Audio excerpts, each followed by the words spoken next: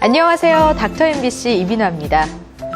성인의 20% 이상은 평생 한 번 이상 어깨 통증을 호소한다고 합니다.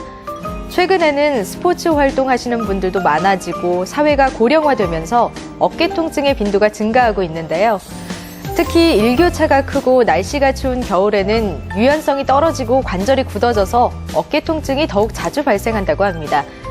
그래서 오늘 이 시간에는 군산소망정형외과 한창원 원장과 함께 어깨 관절 통증에 대해서 알아보도록 하겠습니다. 시도 때도 없이 찾아오는 어깨 관절 통증, 정확한 진단과 조기 치료가 중요합니다. 정형외과 전문의 한창원 원장과 함께 어깨 관절 통증에 대해 이야기합니다.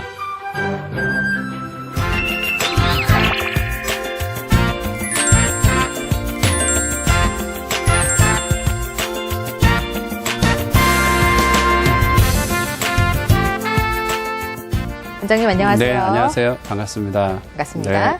오늘 주제가 어깨 관절 통증인데요. 네. 먼저 어깨가 어떻게 구성되어 있는지 설명을 부탁드릴게요. 네, 모형을 하나 준비했습니다. 네. 어깨에는 그 상완골의 머리 부분하고 이 견갑골의 관절과 순이 만나게 되는 부위인데 여기에는 이제 무거운 물건을 들거나 공을 던지거나 할 때 사용하는 이두박근하고 어깨 관절을 돌 때 사용하는 회전근이 있습니다.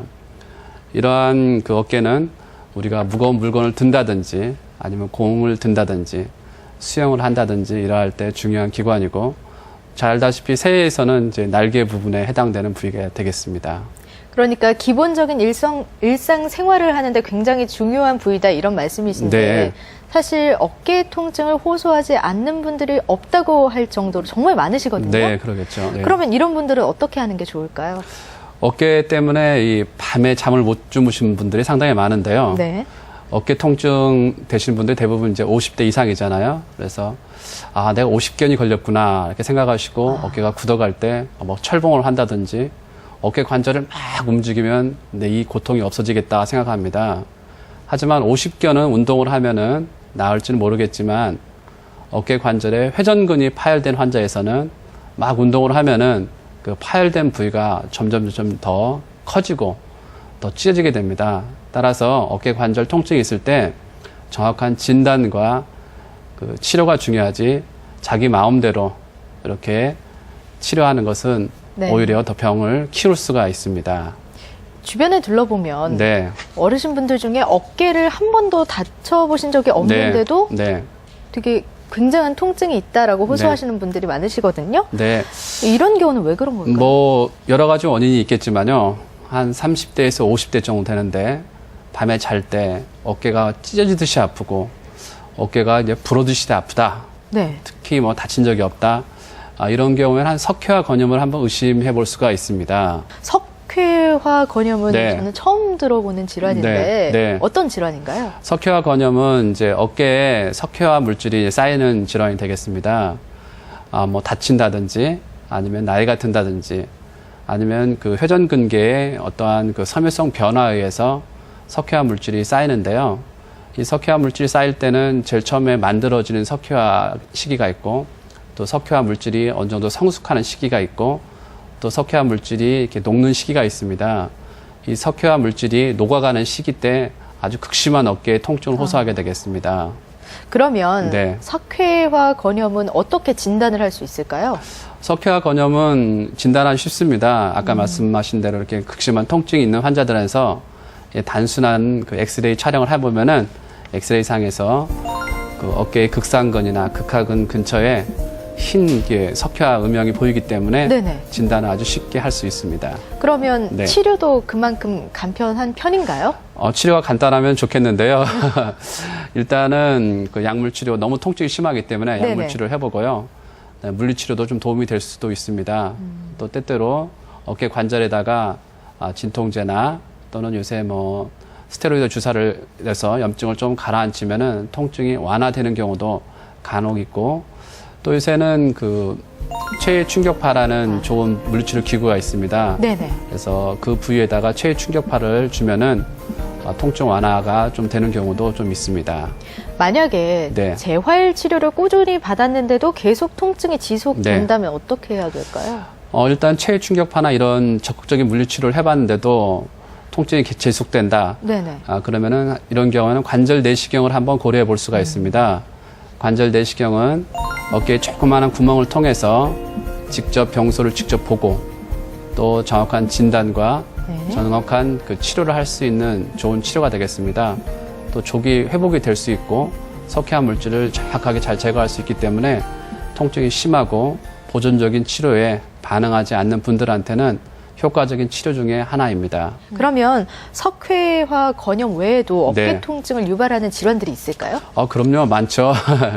어깨가 굳어가는 동결건이나 아니면은 아까 말씀드린 이런 회전근개 파열 있을 때도 어깨에 극심한 통증을 초래할 수 있습니다. 그러면 네. 회전근개 파열 같은 경우는 네. 어떻게 진단을 하고 어떻게 네. 치료를 할 수 있을까요? 회전근개는 제일 처음에 이 뼈가 자라나가지고 견봉이 자라나가지고 제일 처음에는 이 물주머니를 자극하고 네. 그다음에 시간이 지나면은 이제 회전근개를 이렇게 파열을 시킬 수가 있습니다. 그래서 진단하는 방법은 그 어깨를 안쪽으로 돌려봐가지고 위로 올릴 때 좀 통증을 일으키고 또 어깨를 들어보라고 하는데도 갑자기 이렇게 들지를 못하고 이렇게 떨어뜨립니다. 이런 이학적 검사를 해보면은 이분이 회전근개 파열이 의심된다고 생각할 수 있는데요. 아무래도 정확한 진단은 이제 MRI를 해보면은 회전근개가 파열된 것을 알 수가 있습니다. 네네. 회전근개가 파열되면은 그 뭐 연세가 너무 많으신 분들한테는 물리치료나 약물치료 또는 체외충격파 이런 치료를 권하기도 하는데요. 결국 이 회전근개 파열은 이 파열된 부위가 점점 커지고 네네. 또 이게 안으로 들어가기 때문에 요새는 관절 내시경으로서 간단하게 치료를 할 수가 있습니다. 관절 내시경을 이용하면은 조그마한 구멍을 통해 가지고 그 파열된 부위를 정확하게 볼 수 있고 또 얼마나 파열됐나를 정확하게 진단할 수 있고 또 요새는 그 수술기가 아주 간단해지기 때문에 쉽게 간단하게 봉합할 수가 있습니다. 그러면 네. 수술 후에 또 네. 재활 치료를 하는 것도 중요할 것 같은데요. 네. 재활은 어떻게 하나요? 네, 이게 이제 회전근개와 아무래도 봉합을 했으니까 파열되지 않게 외전 보조기라는 것을 좀 착용을 합니다. 네. 환자마다 다르지만은 좀 심한 경우에는 한 2달 아니면은 좀 작게 파열됐다. 그럼 1달 반 정도 외전 보조기를 하고 그다음에 이 재활 치료 아무래도 봉합을 했기 때문에 어깨가 이제 굳어갈 수 있습니다. 그래서 전문 물리치료 선생님들하고 함께 어깨를 자동적으로 이렇게 움직여주는 그런 CPM이라는 기계가 있습니다. 그 기계를 이용해 가지고 천천히 어깨 운동 범위를 증가시키면서 한 2달까지 완전 운동 범위를 얻게 하는 게 좋습니다. 또 집에서는 이렇게 팔을 천천히 올리면서 벽에다 대고 올리는 운동이라든지 아니면 어깨를 돌려주는 운동을 함으로써 수술 후에 좀 유착을 방지하면 좋겠습니다. 다양한 어깨 관절 통증 종류, 네. 치료 방법까지 알아봤는데요. 네. 마지막으로 어깨 관절 통증을 예방하는 방법도 알려주시죠. 네, 50대 이상에서 급격하게 어깨를 사용하면은 회전근개 파열이 이제 발생할 수도 있습니다. 그래서 아무래도 이런 격렬한 운동을 하기 전에는 스트레칭 하는 게 좀 더 좋을 것 같습니다. 또 어깨 하면은 이렇게 남자에서 이렇게 자신감을 나타나는 그런 상징적인 기관이잖아요. 네. 그래서 어깨의 통증을 이렇게 정확한 진단과 어떠한 치료를 해서 자신감 있는 어깨를 만들어야 되는데요. 만약 회전근개 파열이 있는 환자에서는 이것을 방치하면은 그 손상된 부위가 자꾸 커지게 됩니다.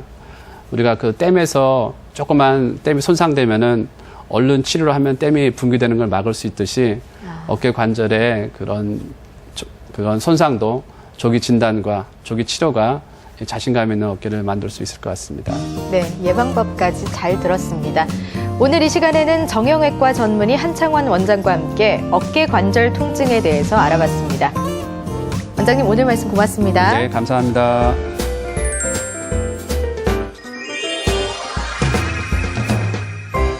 사람들은 눈 주변을 보면서 전체 인상이나 나이를 짐작한다고 합니다.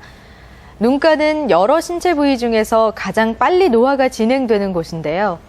나이가 들수록 피부 진피층이 얇아지고 이마부터 피부가 처지면서 눈꺼풀까지 함께 처지는 경우가 많은데요.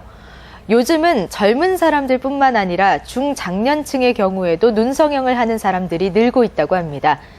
그래서 오늘 이 시간에는 군산 파티마 의원 조상곤 원장과 함께 눈 성형의 다양한 방법에 대해 알아보겠습니다. 개인의 상태에 따라 천차만별인 눈 성형 방법. 수술 전 충분한 상담이 수술 결과를 좌우합니다. 눈 성형의 다양한 방법에 대해 의학 박사 조상곤 원장과 이야기합니다.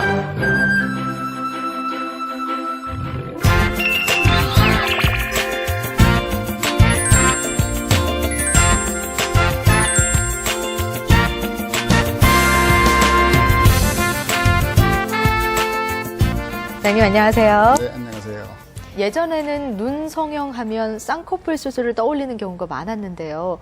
요즘에는 그 종류가 굉장히 다양해졌죠? 네네. 지금도 눈 성형은 대표적인 것이 쌍꺼풀이 되겠죠. 네. 우리 같은 몽고계통의 사람들은 호꺼풀이라고 하는 이 쌍꺼풀이 없는 작은 눈과 그 몽고주름이 많이 발달해 있습니다. 그래서 눈꺼풀 위쪽의 피부가 아래로 흘러내려서 속눈썹을 가리고 그리고 매섭게 보이는 그런 모습이 있습니다. 그래서 이것을 개선해서 좀 밝고 좀 또렷한 표정으로 만들기 위해서 쌍꺼풀을 많이 합니다. 쌍꺼풀 다음으로 눈 성형에서 많이 하는 것은 역시 트임 수술인데요. 눈 앞쪽에 몽고주름이 발달해 있다 보면은 좀 답답해 보이고 그런 부분이 있습니다. 그래서 네. 그 부분을 개선해서 좀 눈을 길게 보이게 하기 위해서 트임 수술을 또 많이 하고 있습니다. 그리고 나이가 들다 보면은 눈꺼풀 피부가 많이 처지는데요. 이 처진 피부를 개선하기 위해서 또 상안검 성형술도 많이 하고 있습니다. 또 그리고 또 눈 뜨는 근육이 많이 이완되는 경우가 있는데 그런 경우에는 안검하수 교정술도 또 눈 성형에서 많이 하고 있습니다. 그리고 눈 아래가 뿔룩해서 심술부처럼 보이는 분들이 계십니다. 그래서 이런 걸 개선하기 위해서 또 하안검 성형술도 많이 하고 있습니다. 이런 것들이 좀 많이 하는 눈 성형 종류에 속하겠습니다. 굉장히 종류가 다양한데요. 좀 찬찬히 알아봐야 할 것 같습니다. 먼저 쌍꺼풀 수술에도 종류가 다양할 것 같은데요. 종류에 대해서 좀 설명을 해주세요. 네, 쌍꺼풀은 뭐 흔히 많이 잘 알고 있는 그 매몰법과 그 절개법이 있습니다. 그 매몰법은 눈 피부에 몇 개의 작은 구멍을 내서 우리 머리카락보다 작은 수술용 실을 넣어서 눈꺼풀 피부와 그리고 눈 뜨는 근육 사이를 연결해주는 그런 방법이 되겠습니다. 네. 이 방법을 하면은 실밥을 뽑을 필요도 없고, 그리고 붓기나 흉터가 거의 없고, 빨리 자연스러워지는 이런 좋은 장점이 있습니다. 그렇지만 매몰법을 하기 위해서는 처진 피부가 없고, 그다음에 좀 지방도 없고, 눈꺼풀이 얇은 분들, 이런 분들의 적합한 방법입니다. 이런 매몰법을 만드는 원리는 실의 힘을 이용해서 쌍꺼풀을 만들다 보니까 시간이 지나다 보면은 이 쌍꺼풀이 변한다든지 아니면은 풀리는 일이 좀 있습니다. 네네. 그런데 지금은 수술한 재료나 기법들이 많이 발달해서 예전보다는 풀리는 일이 많이 줄었습니다. 그래서 직장 여성들이 주로 매몰법을 많이 하고 있습니다. 매몰법에 대해서 이야기를 들어봤고요. 그러면 아까 매몰법과 같이 소개해 주신 게 절개법이 있다고 말씀하셨잖아요. 절개법은 어떤 방법인가요? 네, 절개법은 지금까지도 동양 사람들이 쌍꺼풀 하는 방법 중에서 가장 많이 하는 방법인데요. 네. 피부를 절개하고 그다음에 불필요한 피부와 근육, 지방을 제거해냅니다. 그리고 이 피부를 이 눈 뜨는 근육에 유착시키는 그런 방법이 되겠습니다. 이 방법은 매몰법보다 좀 부기도 좀 더 오래 가고 그리고 자연스러워지는데 시간도 좀 걸린다는 이런 단점이 있습니다만은 처진 피부 제거할 수 있고 눈꺼풀이 좀 두툼한 분도 교정할 수 있기 때문에 그리고 시간이 지날수록 더 확실한 쌍꺼풀을 만들 수 있기 때문에 아직까지도 가장 많이 시행하는 그런 수술 방법이 되겠습니다. 그러니까 쌍꺼풀 수술의 대표적인 수술법은 뭐 매몰법이랑 절개법이다라고 이야기를 할 수 있겠는데요. 그러면 또 다른 쌍꺼풀 수술 방법은 없나요? 네, 흔히 뭐 부분절개로 알려져 있는 그 튜소 절개법이라고 있습니다. 이것은 매몰법과 절개법의 서로 단점을 보완한 방법인데요. 눈꺼풀을 약 1cm 정도만 절개합니다. 그래서 이 절개선을 통해서 불필요한 지방을 제거해내고 그리고 매몰법과 비슷한 방법으로 쌍꺼풀을 교정해주는 그런 방법입니다. 이것은 절개선이 적기 때문에 흉터가 적고 또 매몰법보다도 풀률이 적은 그런 좋은 장점이 있습니다. 그런 이런 부분 절개를 하기 위해서는 처진 피부가 없고 단지 지방만 좀 불룩하신 분들 이런 분들이 이 방법을 많이 적용하고 있습니다. 이 쌍꺼풀 수술하시는 분들 중에요. 앞트임과 뒤트임 이 트임 수술을 하시는 분들도 계신데 어떤 경우에 트임 수술을 하게 되나요? 네, 우리가 흔히 말하는 눈매 교정을 많이 하죠. 눈매 교정이라는 것은 눈의 세로 길이를 크게 해주는 방법으로 한다면은 네네. 트임 수술은 눈의 가로 길이를 길게 해주는 이런 방법에 속하겠습니다. 그래서 눈 길이가 작다든지 몽고주름이 심하신 분들이 이런 트임 수술을 하게 되었습니다. 앞트임 같은 경우에는 몽고주름이 심해서 눈 앞쪽을 많이 가르신 분들, 이런 분들이 몽고주름을 제거해서 좀 눈을 길게 보이고 시원하게 만들기 위해서 앞트임을 많이 하고 있고요. 또 뒤트임은 눈 뒤쪽을 확장시켜주는 방법인데 눈과 눈 사이 간격이 좁아서 앞트임이 좀 부적절하다든지 아니면 눈꼬리가 많이 올라가신 분들, 그런 분들이 눈꼬리를 낮추기 위해서 뒤트임 하시기도 하고, 그다음에 눈 길이를 충분히 길게 만들기 위해서 뒤트임을 하기도 합니다. 네. 그런데 트임 수술 경우는 좀 걱정이 있으신 분들이 계신가 봐요. 뒤트임 같은 경우는 다시 붓기도 한다, 뭐 이런 말도 있고요. 또 안구 건조증이 생길 수도 있다라는 이야기도 있던데 혹시 걱정하는 사람들이 많다고 하던데 어떤가요? 네, 그런 문제가 있을 수 있는데요. 우리 쌍꺼풀 수술 같은 경우에도 예전에는 그 쌍꺼풀에 풀리는 일도 많았었고, 그다음에 쌍꺼풀 수술 후에 일시적으로 눈이 덜 감기는 분도 있었고, 네. 안구 건조증도 많이 생겼습니다. 그렇지만 쌍꺼풀 수술 방법이 갈수록 개선될수록 그런 문제들이 많이 해소되고 있죠. 뒤트임도 역시 마찬가지입니다. 초기의 뒤트임 방법들은 그 유착이 심해서 다시 붓는 일을 많이 썼고 그런 문제가 심했습니다만은 지금은 뒤트임 방법들이 많이 개선이 되어서 이런 문제들이 많이 해소되고 있습니다. 또 뒤트임 후에 안구 건조증이 생긴 원인도 한 2가지 정도로 보고 있는데요. 이런 원인을 잘 고려해서 환자에게 적절한 방법을 시행한다면은 그런 문제는 거의 걱정 안 하셔도 되라고 생각합니다. 지금까지는 쌍꺼풀 수술하고 뒤트임, 앞트임 이렇게 트임 수술에 대해서 알아봤는데요. 요즘 중장년층도 눈 성형을 많이 하잖아요. 나이 드신 분과 이 젊은 분들의 눈 성형은 좀 다를 것 같은데 어떻게 다른가요? 예. 나이 드시면은 피부가 처지고 눈꺼풀이 처지면은 당연히 쌍꺼풀 해야 된다 생각하셔서 나이 드신 분이 젊은 사람처럼 쌍꺼풀 하고 난 이후에 오히려 뭐 인상이 사나워지고 또 막 나빠졌다고 하시는 분들을 우리 주위에서 흔히 볼 수 있습니다. 이것은 나이가 드시면서 눈꺼풀이 처지는 원인을 고려하지 않고 무리하게 젊은 사람처럼 쌍꺼풀만을 고집해서 생기는 결과인데요. 네네. 우리가 나이가 먹으면서 눈꺼풀이 처지는 그런 양상들은 몇 가지가 있는데요. 이를테면은 순수하게 눈꺼풀 피부와 근육만 처진 경우에는 처진 부분을 절제해내고 자연스럽게 쌍꺼풀 하는 것도 무난하겠습니다. 그런데 이 눈썹이 처졌기 때문에 눈꺼풀이 처져 보이는 그런 분들이 계십니다. 이런 분들은 꼭 눈썹을 들어 올려주시는 것이 먼저가 되어야 됩니다. 그리고 나이가 들면서 같이 눈뜨는 근육이 유한된 경우에는 안검하수 교정술을 통해서 눈뜨는 근육도 좀 더 팽팽하게 보완해 주술을 같이 해야 됩니다. 그런데 노화 과정에서는 이런 것들이 복합적으로 나타날 수가 있습니다.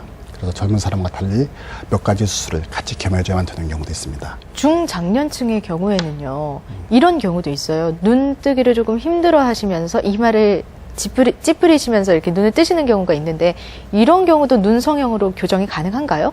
네, 그것은 안검하수 증상인데요. 이 안검하수라는 것은 그 선천적 또는 후천적 원인으로 인해서 눈 뜨는 근육이 많이 늘어나서 눈 뜨기 힘들어하는 그런 증상을 말합니다. 네. 우리 정상적인 윗눈꺼풀의 위치는 우리 검은 눈동자의 윗부분만을 살짝 가리는 정도를 우리 정상적인 눈꺼풀의 위치로 보고 있습니다. 그런데 안검하수 있는 분들은 눈꺼풀이 좀 더 밑으로 내려와서 검은 동자를 많이 가리고 네. 심한 경우는 동공까지 가려서 시야를 가려서 앞을 보기 좀 어려운 그런 경우도 있습니다. 그래서 그런 분들은 특징이 눈썹을 지켜 올려 눈을 뜬다든지 아니면 턱을 앞으로 들어서 그렇게 앞을 쳐다보는 그런 경향이 있습니다. 그럼 안검하수 같은 경우는 어떤 방법으로 치료를 할까요? 네, 선천적인 원인에 의한 선천적 안검하수 같은 경우는 수술적 치료가 원칙이 되겠고요. 네. 후천적으로 생기는 안검하수는 비교적 빠른 시일에 수술해야 되는 경우도 있고 좀 지켜본 이후에 수술해야 되는 경우도 있습니다. 이를테면은 나이 들어서 눈 뜨는 근육이 이완돼서 생기는 안검하수라든지, 네네. 그럼 유상으로 인해서 눈 뜨는 근육이 파열되어서 생기는 안검하수는 가급적 빠른 시일 내에 수술해 주는 것이 바람직하겠고요. 사고 같은 걸로 인해서 일시적으로 생기는 안검하수는 한 6개월 이상 지켜본 이후에 수술 여부를 결정하는 것이 바람직하겠습니다. 그 나이가 들면요, 눈 위가 뭐 처지는 증상도 어려우시겠지만 눈 아래가 볼록하게 튀어나오는 경우도 있으시거든요. 이런 경우는 어떤 방법으로 치료가 가능할까요? 네. 그런 경우는 그 하안검 성형수술을 많이 하는데요. 네. 방법은 눈 아래 눈썹을 따라서 가로로 길게 절개를 합니다. 절개하고 그 밀려져 나온 지방을 일부 절제해내고 일부는 이제 재배치 시켜줍니다. 그리고 늘어진 근육을 잡아서 이제 요한각이라고 하죠. 좀 꼬리쪽에 뼈에 고정해주는 요한각 교정술을 같이 하게 됩니다. 그리고 남는 피부를 절제해서 봉합해주는 이런 과정을 하게 되는데요. 이렇게 하시면은 눈 밑에가 볼록 튀어나온 그 심술포처럼 보인다고 하죠. 네네. 이런 부분도 많이 개선이 되고 눈 밑에 주름도 호전이 되고 또 눈 밑에가 다소 어둡게 보이는 다크서클도 호전되어서 그런 것들이 많이 좋아집니다. 그런데 이 눈 바깥쪽으로 절개하는 분들을 좀 꺼려하시는 분들이 계십니다.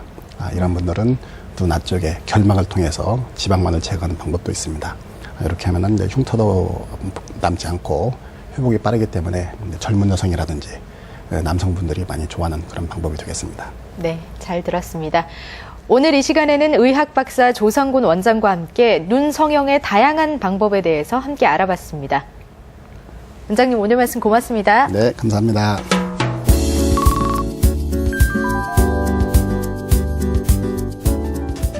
날씨가 추워지면서 피부가 부쩍 거칠어지고 건조해지신 분들 많으시죠? 차가운 날씨와 바람이 피부의 수분을 빼앗아가기 때문인데요. 물론 보습제를 충분히 발라주는 것도 중요하지만 음식을 통해서 수분을 보충하는 건 어떨까요? 겨울철 영양간식 고구마는요, 비타민 A가 풍부하고 피부 손상을 방지해주고요. 코코넛 같은 경우는 피부를 촉촉하게 해주고 여드름을 예방해준다고 합니다.